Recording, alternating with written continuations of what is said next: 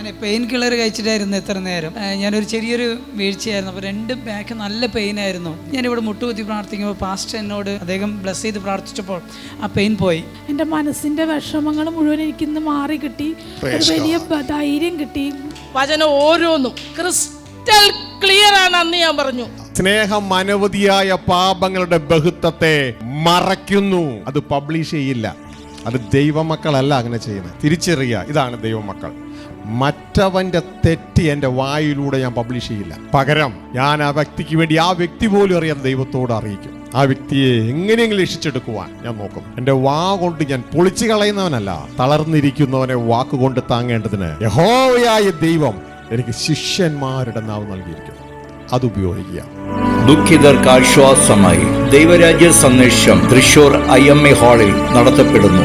ഏവരെയും സ്വാഗതം ചെയ്യുന്നു. ഈ അവസരം നഷ്ടമാക്കരുത്.